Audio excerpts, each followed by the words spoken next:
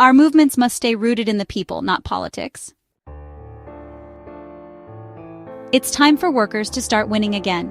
Now more than ever, we need to be learning from the incredible successes of the working-class movements that have successfully changed the world. What the most successful movements have in common is that they were built around a cause, not a political faction. Keep watching if you'd like to explore the lessons of MLK Jr., Selma, and Montgomery for today's activists. Many campaigns have felt the seductive pull. A politician offers support for our cause. They promise access and influence. But you know, history screams a warning. When social justice movements marry with political actors, the movement risks becoming an unappealing weapon, not an irresistible wave. Remember Selma?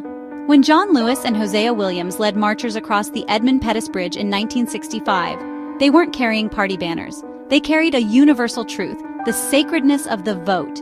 That moral clarity, untethered to Democrats or Republicans, is why images of Bloody Sunday ignited global outrage. Newspapers from London to Lagos demanded justice. Why? Because Selma spoke to human conscience, not political strategy.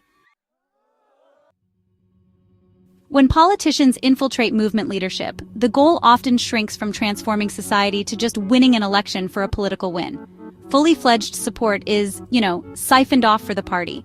Instead of systems being challenged, enemies get branded and their supporters are alienated like them SDLP wands, or them dupers, the loyalists or the Republicans. And then, inevitably, the general public disengages, unwilling to join a half-hearted campaign for change, which is clearly just a front for a battle between political tribes. Montgomery's boycotters knew this. For 381 days they walked, not to elect officials, but to awaken a nation's morality.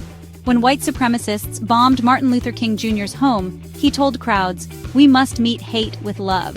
That discipline, rejecting vengeance, made segregation a global scandal. Reporters from more than 20 countries flooded Alabama. Why? Moral movements transcend borders. Political tools do not. How do we protect our power?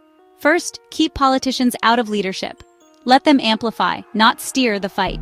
Montgomery's boycott was led by pastors, teachers, and students. Elected officials? They followed. Second, demand actions, not endorsements. When allies in power offer support, say, "Walk with us." Share our stories. Vote with the marginalized, not for your career. And third, build people-funded movements. Selma's marchers ran on church hall collections and $5 donations, not politically filtered funding. Financial independence equals moral independence. Political change doesn't come from attacking the so-called other side. It comes when we make injustice so visible, so morally unbearable, that the world just has to demand transformation. Selma didn't win voting rights by lobbying. It won by capturing imaginations. Grandmothers with bloody foreheads, teenagers singing freedom songs. These images moved presidents because they first moved humanity. They asked for our votes, but we gave them tired feet and rested souls. Our movements are sacred. Let's keep them that way. Share if you believe people power is greater than political power. Sources: SNCC Digital Gateway. Selma, Eyes on the Prize, Montgomery, and Walking with the Wind by John Lewis. Published in 2015. How does your group avoid partisan capture? Stories welcome. Follow Live Derry for movement building tools.